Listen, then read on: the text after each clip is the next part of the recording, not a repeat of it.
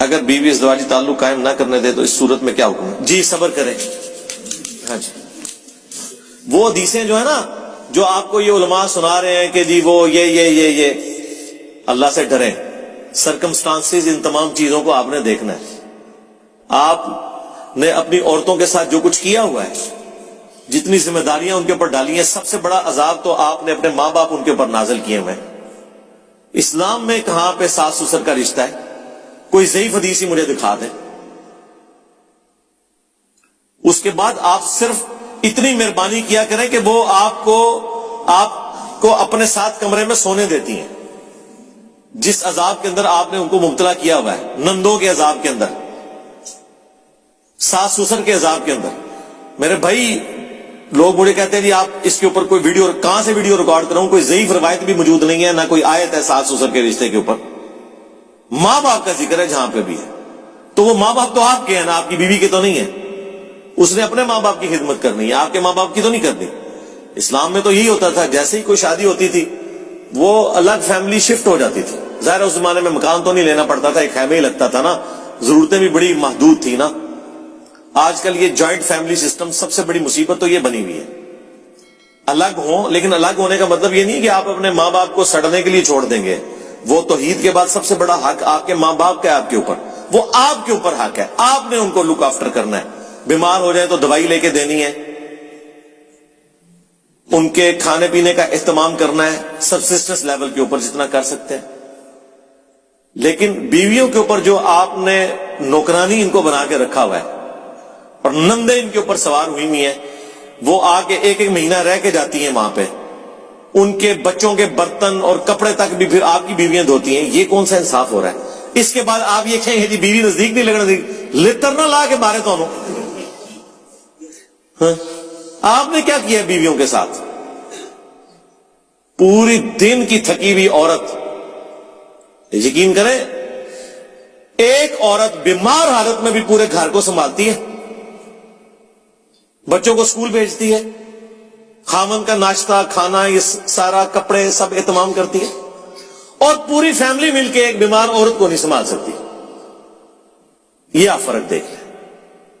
تو صرف پریویلیجز نہ لیا کریں، آپ رسپانسبلٹیز بھی فیل کریں. ٹھیک ہے، ہمارے پاس تو بڑی اس طرح کی باتیں کرنے والی. رسول پاک نے مروان بن حکم کو مدینہ سے کیوں نکالا تھا؟ اس کا جو والد تھا نا حکم، وہ نبی علیہ السلام کی نقلیں اتارا کرتا تھا. المعجم الکبیر طبرانی کے اندر موجود ہے، اور تفصیل کے ساتھ. حضرت عثمان کے چونکہ رشتہ دار تھے، وہ چچا لگتا تھا حضرت عثمان کا. حضرت ابوبکر کے زمانے میں بڑا زور لگایا کہ اس کو واپس لیں، تو حضرت ابوبکر نے کہا کہ جو گرا رسول اللہ نے لگائی ہے میں نہیں کھول سکتا. پھر حضرت عمر کے زمانے میں بھی، پھر حضرت عثمان جب خود خلیفہ بنے تو اسے واپس لے آئے. الٹا مروان کو اپنی بیٹی دے دی، داماد بن گیا. پھر وہی پنجابی کا ایک محاورہ کہ اتھانا لائیاں ہوئیاں دنداں نال کھولنیاں پہنیاں نے. ہاتھوں سے لگائی ہوئی گرا پھر دانتوں سے کھولنی پڑتی ہے. یہی مروان حضرت عثمان کی شہادت کا سبب بنا. اسی کی وجہ سے مسلمان رعایا اور صحابہ کرام حضرت عثمان کے خلاف ہوئے تھے. بیسیکلی اس کی غلط پالیسیز تھیں. یہ وزیر خاص بنا ہوا تھا نا اس وقت. تو اس پہ آپ میری ایک ویڈیو دیکھ لیں، حضرت عثمان شہید کیوں ہوئے. اس میں نے اور چیزیں بھی اس کے حوالے سے بتائی.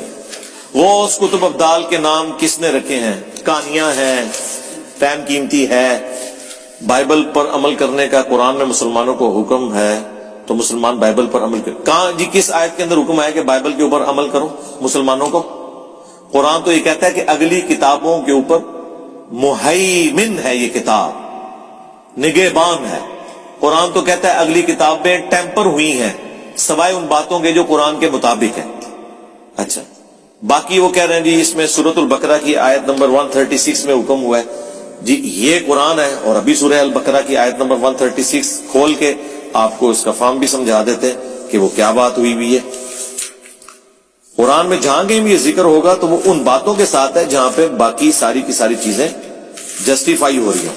قرآن ہی بتا رہا ہے نا کہ انہوں نے چند ٹکوں کے عوض اللہ کی آیات بیچی ہیں، اپنی مرضی کے فتوے دیے ہیں، تعریف کی ہے ان کے اندر. تو اس میں تو یہ کوئی ذکر نہیں ہے. اس میں تو ہے قولوا آمنا باللہ وما انزل الینا وما انزل الی ابراہیم. کیا ہے اہل ایمان، تم مشرکین اور یہود و نصارہ کے اگینسٹ اپنے ایمان کا اظہار کرو.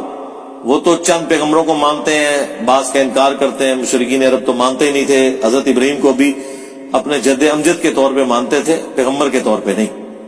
تو بتایا جا رہا ہے کہ ہم تو ایمان لاتے ہیں اللہ پر اور جو ہماری طرف نازل ہوا, وما انزل الی ابراہیم, اور جو ابراہیم کی طرف, و اسماعیل و اسحاق, اور اسماعیل اور اسحاق, و یعقوب والاسباط, اور یعقوب اور ان کے بیٹوں کی طرف, بنی اسرائیل یعنی, وما اوتی موسیٰ و عیسیٰ, اور جو کچھ عطا ہوا موسیٰ کو اور عیسیٰ کو, وما اوتی النبیون من ربہم, اور جو کچھ بھی عطا ہوا پیغمبروں کو ان کے رب کی طرف سے, لا نفرق بین احد منہم, ہم ان میں کوئی فرق نہیں کرتے, یعنی ایمان لانے میں سارے برابر ہیں.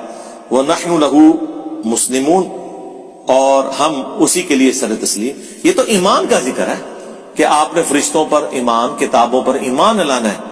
عمل کس پہ کرنا ہے؟ اس کتاب کے اوپر جو محفوظ ہے. یہ فائنل ٹیسٹمنٹ. ویسے توحید کے اعتبار سے تو تورات بھی محفوظ ہے آج تک. ایک ان ایمبیگوس کوئی سٹیٹمنٹ ایسی نہیں ہے جو شرک کی طرف مائل کرتی ہو تورات اور انجیل کے اندر. لیکن باقی تبدیلیاں اس میں تو کتنی گستاخانہ چیزیں آج موجود ہیں جو اللہ کی کتاب میں ہو ہی نہیں سکتی. رچرڈ ڈاکنز نے انہی چیزوں کے اوپر پھر گرفت کی ہے نا, دا گاڈ ڈیلوژن کتاب کے اندر. قرآن پہ تو کوئی اس نے گرفت نہیں کی, قرآن کا ذکر تک نہیں اس نے کیا. اس نے تو اپنی جو عیسائیت کے فرسودہ خیالات ہیں انہی کی بنیاد کے اوپر ڈینائل آف گاڈ کیا ہے. تو یہ ایمان لانے کا ذکر ہے. ایمان لاتے